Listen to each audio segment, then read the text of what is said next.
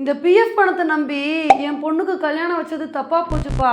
நானும் பிஎஃப்க்கு அப்ளை பண்ணி மாற்றி மாற்றி அலைஞ்சிக்கிட்டு இருக்கேன். இன்னும் கையில் பணமே கிடைக்க மாட்டேங்குது. நான் என்ன தான் பண்ண போகிறேனோ.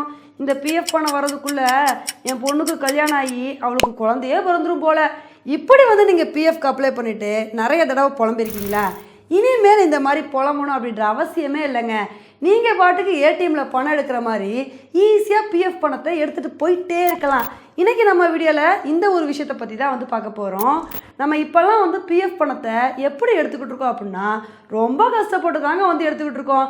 எமர்ஜென்சி சுச்சுவேஷனில் தான் நமக்கு பிஎஃப் பணமே தேவைப்படும். ஆனால் அப்பேற்பட்ட சுச்சுவேஷனில் இந்த பிஎஃப் பணத்தை வாங்குறதுக்குள்ளே நம்ம போடுற பாடு இருக்கே. இதுக்கு அப்ளை பண்ணணும், ஆஃபீஸ்க்கு பொழுதன்னைக்கும் போயிட்டு வரணும். இது மாதிரி பல சிக்கல்களை சந்திக்க வேண்டிய ஒரு சுச்சுவேஷன் வரும். ஆனால் இனிமேல் இந்த மாதிரிலாம் நம்ம கவலைப்பட வேண்டிய அவசியமே இல்லை. ஏடிஎம்மில் பணம் எடுக்கிற மாதிரி ஈஸியாக ஒரு நிமிஷத்தில் நம்ம பிஎஃப் பணத்தை எடுத்துகிட்டு போயிட்டே இருக்கலாம். இதை சொன்னோன்னு அதை எப்படிப்பா எடுக்க முடியும் அப்படின்னு தானே கேட்குறீங்க. ஸோ இந்த மாதிரி நம்ம பணத்தை எடுக்கிறதுக்கு தான் இபிஎஃப்ஓ 3.0 அப்படின்னு சொல்லி ஒரு அருமையான திட்டத்தை கொண்டு வர போகிறாங்க.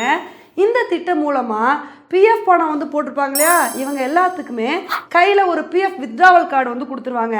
அந்த கார்டை யூஸ் பண்ணி நம்ம எப்படி ஏடிஎம்மில் பணம் எடுக்கிறோமோ அது மாதிரி நம்ம பாட்டுக்கு அசால்ட்டாக பணத்தை எடுத்துகிட்டு போயிட்டே இருக்கலாம். உண்மையிலே இந்த ஒரு திட்டம் மக்களுக்கு ரொம்ப பயனுள்ளதாக இருக்குங்க. ஏன்னா இதுக்கு முன்னாடி வரைக்கும் நம்ம பிஎஃப் பணத்தை எடுக்கணும் அப்படின்னா அவ்வளோ ஈஸியாக எடுக்க முடியாது. இதுவும் மெடிக்கல் எமர்ஜென்சிலாம் வந்துருச்சு அப்படின்னா நமக்கு பிஎஃப் பணம் இருந்தால் கூட இது எடுக்கிறதுக்கே 15 நாளுக்கு மேலே ஆகும். அந்த அளவுக்கு பணத்தை வச்சுக்கிட்டே நம்ம கஷ்டப்படுவோம். இதனால இந்த பிஎஃப் பணத்தை டக்குன்னெலாம் எடுக்க முடியாது. அதனால் பேசாமல் யார்கிட்டையாவது கடன் வாங்கி கூட நம்ம இந்த தேவையை பூர்த்தி பண்ணிடலான்னு மற்றவங்க கிட்ட ஈஸியாக கடன் கூட வாங்கிடுவோம். ஆனால் இந்த பிஎஃப்க்கு அப்ளை பண்ணுறதுக்கு அவ்வளோ யோசிப்போம். இதுக்கான காரணம் இந்த பிஎஃப் ரொம்பவே டிலேவாக கிடைக்கிறது தாங்க. ஆனால் இப்போ நமக்கு கையில் கார்டு இருந்துச்சுன்னு வச்சுக்கோங்களேன், நம்ம எதை பற்றியும் கவலைப்பட வேண்டிய அவசியமே இல்லை. மிட் நைட்டில் ஏதாவது ஒரு மெடிக்கல் எமர்ஜென்சினா கூட நம்ம ஈஸியாக ஏடிஎம்மில் பணம் எடுக்கிற மாதிரி அந்த கார்டை யூஸ் பண்ணிவிட்டு நம்ம பணத்தை எடுத்துகிட்டு போயிட்டே வந்திருக்கலாம். இதை சொன்னோன்னே எல்லாம் கரெக்டு, என்னோடய பிஎஃப் பணத்தில் இருந்து எவ்வளோ அமௌண்ட்டை வித்ட்ரா பண்ண முடியும் அதை சொல்லுங்கள் அப்படின்னு தானே கேட்குறீங்க.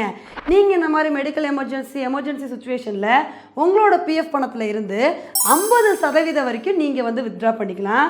அதனால இந்த ஒரு திட்டம் எல்லாத்துக்குமே ரொம்ப ஹெல்ப்ஃபுல்லாக இருக்குங்க.